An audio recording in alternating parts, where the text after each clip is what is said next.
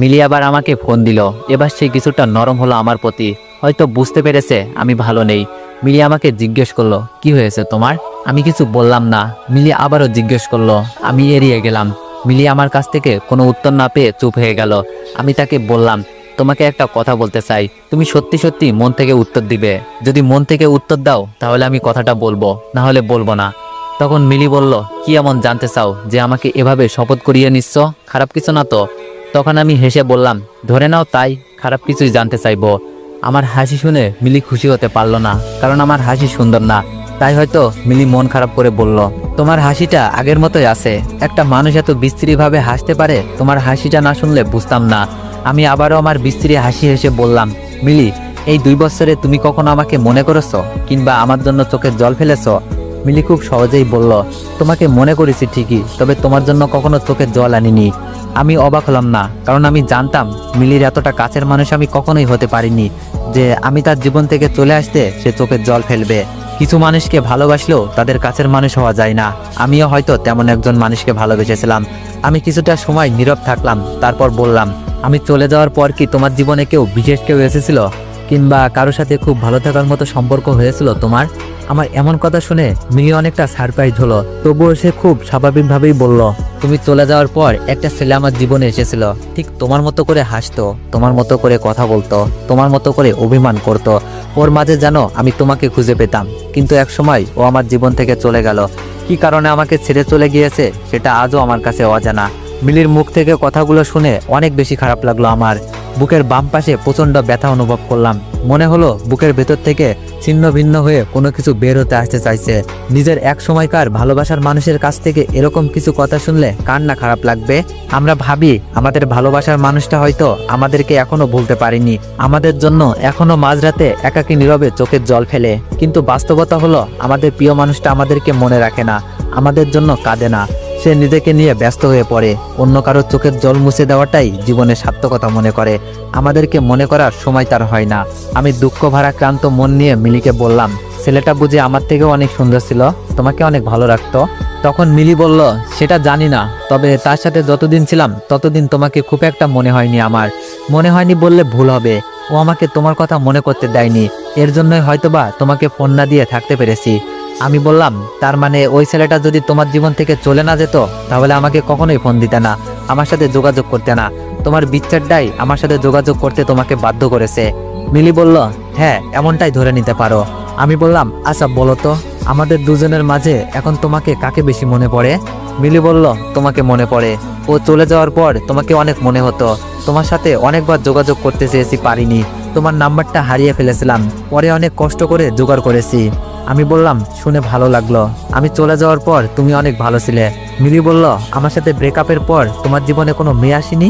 Wait, দুইটা কথা বলবো, জানি তোমাদের খারাপ লাগবে, কিন্তু না বলেও থাকতে পারলাম না।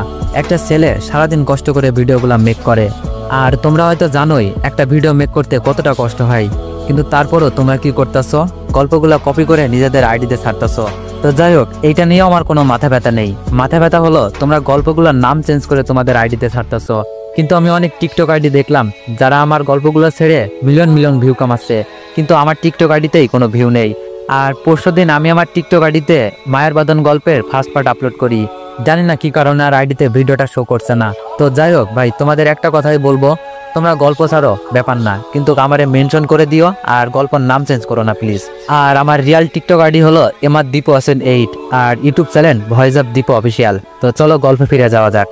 আমি বললাম, সেটা তো তুমি জানো, এ কারণেই তো আজ আমি নিঃস্ব। যাই হোক, এসব কথা বলে নিজের কষ্টটাকে বাড়াতে চাই না। তোমাকে একটা কঠিন প্রশ্ন করি, তোমার জীবনে 2জন ছেলে এসেছিল না, আমি আর ওই ছেলেটা, যাকে পেয়ে তুমি আমাকে ভুলে গিয়েছিলে। তুমি কি বলতে পারবে এই 2জন মানুষের মধ্যে তুমি কাকে সত্যি সত্যি ভালোবেসেছিলে, মন থেকে নিজের করে চেয়েছিলে? মিলি বলল, তোমাকে। আমার এখন ওই ছেলেটাকে মনে পড়ে না, কিন্তু তোমাকে মনে হয়। ওই ছেলেটাকে আমি ভুলে গেলেও তোমাকে ভুলতে পারিনি। আমি বললাম, মিলি, তোমার মন অনেক মিথ্যা বলে, মনকে বোঝাও, এত মিথ্যা বলা ভালো না। সত্য কি জানো, তুমি আমাকে কখনো ভালোই বাসোনি।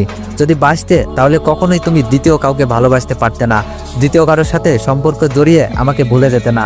মিলি বলল, মানুষকে একজনকে ভালোবাসা অবস্থায় অন্য কারোর সাথে সম্পর্ক জড়ায় না। আমি একটা মেয়ে হয়ে বলছি, তুমি হয়তো জানো না কত শত মেয়ে নিজের ভালোবাসার মানুষকে ভুলতে না পেরেও পরিবারের কথা চিন্তা করে অন্য একজন মানুষের সাথে বিয়ে নামক পবিত্র বন্ধনে জড়িয়ে পড়ে। তারা কি একজনকে ভালোবাসার অবস্থায় অন্য কারোর সাথে চিরদিনের জন্য নিজেকে জড়ায়নি? আমি না হয় রিলেশনে জড়িয়েছিলাম, কিন্তু তুমি কি করেছো? তোমার থেকে বয়স বড় একটা মহিলার সাথে অবৈধ সেক্সুয়াল সম্পর্কে জড়িত হয়েছো। তাহলে বলো তুমি আমাকে কতটা ভালোবাসতে, যার জন্য এরকম একটা অবৈধ ফিজিক্যাল রিলেশন করতে পেরেছো? আমি বললাম, আমি তোমাকে আমার ভালোবাসার প্রমাণ দিতে চাই না, কিংবা বিশ্বাসও করাতে চাই না আমি নির্দোষ। যেখানে আমার বাবা মাকেই বিশ্বাস করাতে পারিনি, সেখানে তোমাকে বিশ্বাস করিয়ে কি লাভ? এমন না তো যে তোমাকে বিশ্বাস করাতে পারলে সারা দুনিয়ার কাছে আবার আগের মতো বিশুদ্ধ হয়ে যাব। মিলি ফোনটা রেখে দেয়। কেন এমন করলো জানি না। পরে যখন ফোন দিলাম তখন ফোন বন্ধ পেলাম। এখন প্রায় রাত 1টা বাজে। ফুটপাতের মানুষগুলো ঘুমিয়ে গিয়েছে। জনমানব শূন্য স্থানে যেমনটা নীরবতা বিরাজ করে, ঠিক সেরকমই নিস্তব্ধতা বিরাজ করছে এখন। দুই একটা কুকুর মাঝে মাঝে ঘেউ ঘেউ শব্দ করে উঠছে। এছাড়া আর কোনো শব্দ আমার কানে আসছে না। আমার একটু ভয় হতে লাগলো। এত রাতে একা একা কখনো এমন অবস্থায় পড়িনি, তাই ভয় হওয়াটা অস্বাভাবিক কিছু না। হঠাৎ করেই দূরে একটা বেঞ্চিতে আমার চোখ আটকে গেল। হলুদ শাড়ি পরে একটা মেয়ে বসে বসে মোবাইল টিপছে। ভয়টা যেন আরো তীব্রতর হতে লাগলো। এত রাতে কোনো মেয়ে তো এখানে থাকার কথা না। তাহলে কি কোনো ভূত পেতনি? পেতনিরা কি হলুদ শাড়ি পরে নাকি সাদা শাড়ি পরে? পেতনি হলে নিশ্চয়ই হলুদ শাড়ি পরতো না। আমি ভয়ে ভয়ে মেয়েটার দিকে এগিয়ে গেলাম। পায়ের দিকে তাকিয়ে বুঝলাম পা মাটির সাথে লাগানো। তার মানে ভূত হওয়ার কোনো চান্সই নেই। ভয়টা কিছুটা হলেও কেটে গেল। আমাকে দেখে মেয়েটা দূরে সরে বসলো। একটা মেয়ে এত রাতে একটা ছেলেকে দেখে যতটা ভয় পাওয়ার কথা, মেয়েটা তার বিন্দু পরিমাণও ভয় আমাকে দেখে পেল না, বরং খুব সাহস নিয়ে জিজ্ঞেস করলো, কিছু বলবেন? এত রাতে এখানে কি করছেন? এরকম ভূত পেতনি আমার অডিয়েন্সদের কপালেও জোটে না। আমি মেয়েটার এমন প্রশ্ন শুনে থমকে গেলাম। আমি তার প্রশ্নের উত্তর না দিয়ে বললাম, আমি তো একটা ছেলে, তাই এত রাতে একা ঘোরাটা খুব কমন বিষয়। কিন্তু আপনি একটা মেয়ে হয়ে এত রাতে এখানে কি করছেন, তাও আবার গায়ে হলুদ শাড়ি? তখন মেয়েটা যা বলল তা শুনে কিছুক্ষণের জন্য বোবা হয়ে গেলাম। মেয়েটা বলল, আসলে আমি আমার বয়ফ্রেন্ডের জন্য অপেক্ষা করছি। ওর আসার কথা 12টার সময়, কিন্তু 1 ঘন্টা পার হয়ে গেল, এখনো আসলো না। তাই বাধ্য হয়ে বসে আছি। ও আসলেই ওর সাথে চলে যাব। আমি তার ব্যাপারে ক্লিয়ার হওয়ার জন্য বললাম, বিয়ে বাড়ি থেকে পালিয়ে এসেছেন?